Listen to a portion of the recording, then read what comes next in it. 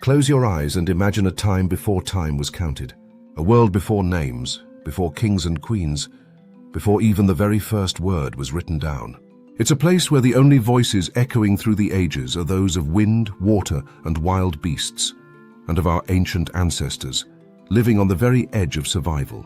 For more than 2 million years, humans and our earliest kin wandered the earth with no history books, no written language, and no promise of tomorrow. Their stories, if we can even call them stories, were not scratched into clay or inked on parchment. They were spoken in the glow of firelight, sung to frightened children, painted on cave walls, or simply lived and then lost to time. And yet, if you listen closely, you can still hear their echoes. Not in words, but in bones, tools, in the soil, and in the marks of survival they left behind.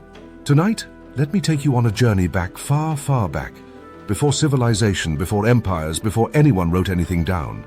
This is the story of the human adventure before history, when every sunrise meant another chance at life, and every night was survived by wit, courage, and the warmth of others huddled close.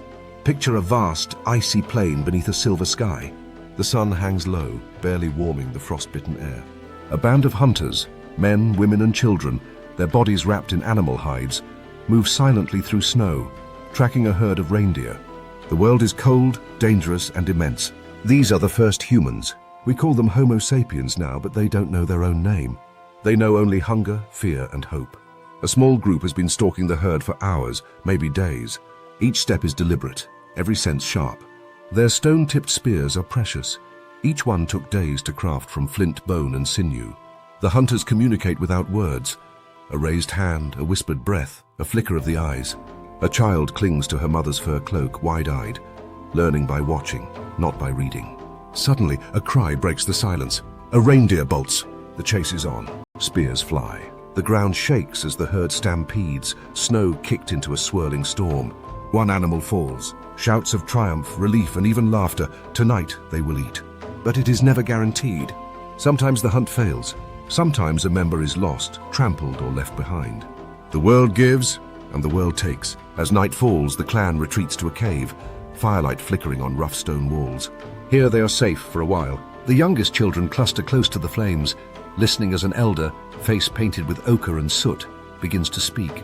His voice is low, rhythmic, almost like music. He tells of the spirits in the wind, of the bear and the lion, of the time before even he remembers. He speaks of gratitude, of bravery, of the hunt. On the wall behind him, figures take shape.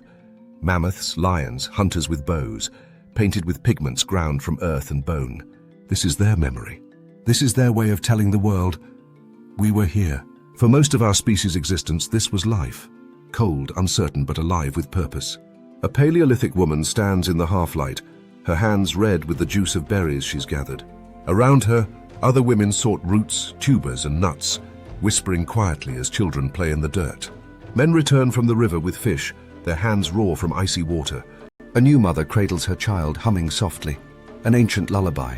Every day is a delicate balance between survival and catastrophe. To be human now is to be a survivor. The tools are simple, but their invention changed everything.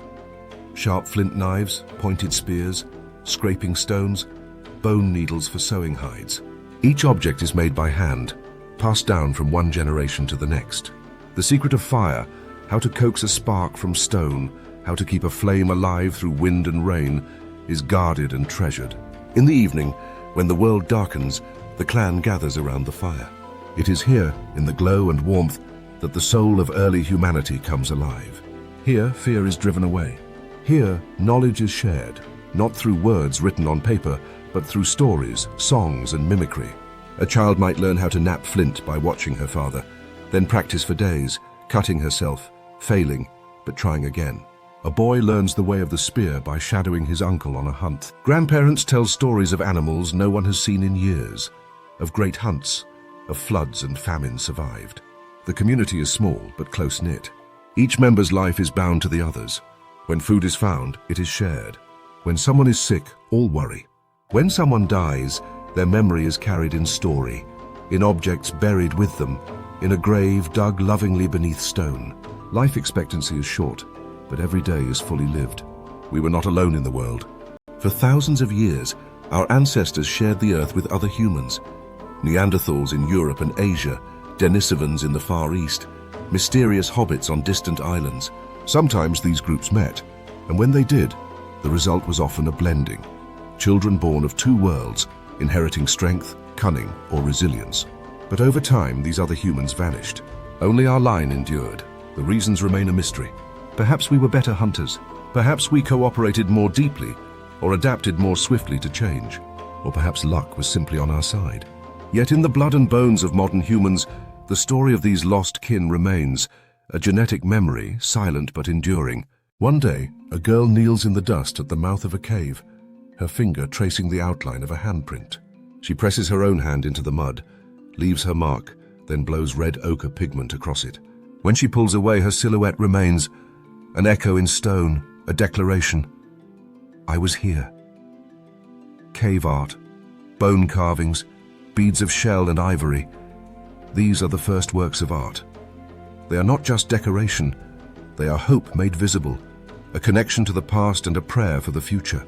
At night the clan sings. Melodies pass from mother to daughter, father to son. Music is a comfort, a way to remember, a way to bind the group.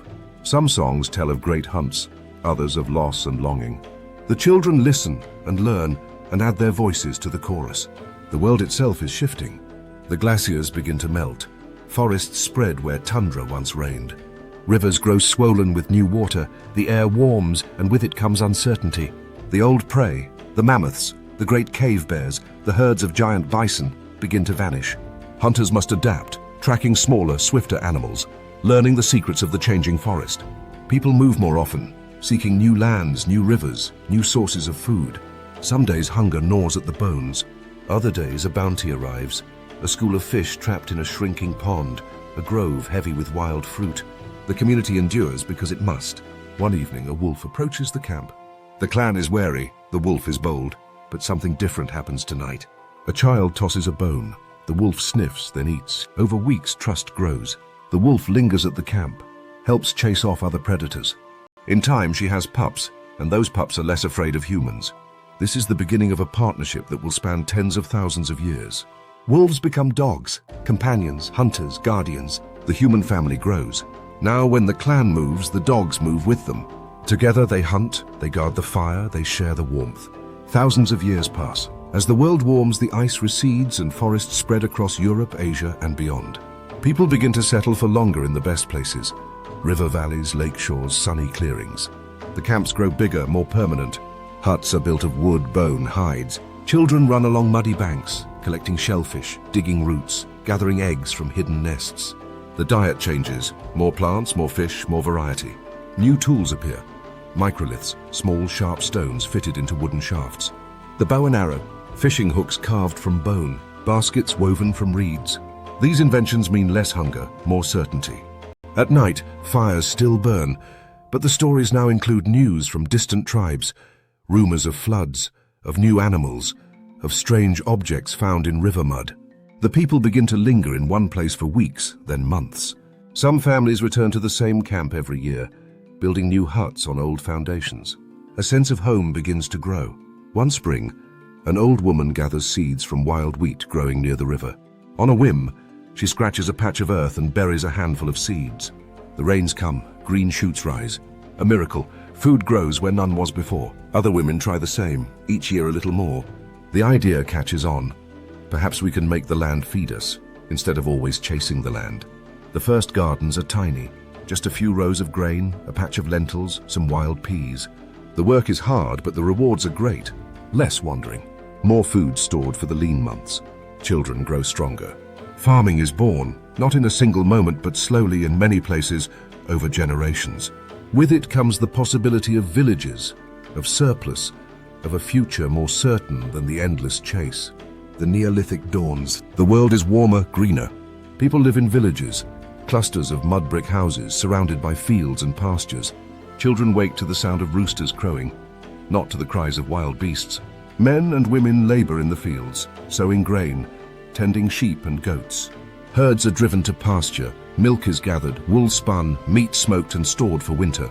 Pottery is shaped from clay, fired in communal kilns, jars and bowls to keep grain safe from pests. The world is still dangerous. Drought or flood can ruin a harvest. Rival villages sometimes fight over water or land. Disease spreads more easily where people live close together. But life is richer, more secure. With every generation, the village grows. Children learn to plant and harvest, to shape pots and weave baskets, to tend animals and repair houses. Grandparents tell stories of the time before villages, before fields, a time almost forgotten. Now people build more than homes, they build monuments. Great stone circles rise on windswept hills. Simple shrines are set in the center of the village. Burial mounds mark the resting places of ancestors. People gather to celebrate the turning of seasons, to honor the spirits of earth and sky, to remember the dead. Rituals are held, dances, songs, offerings of grain and fruit. Still, there is no writing. Knowledge is held in memory, in song, in story. Elders teach the young not only how to survive, but how to live together, how to remember. The past is close, never more than a story or song away.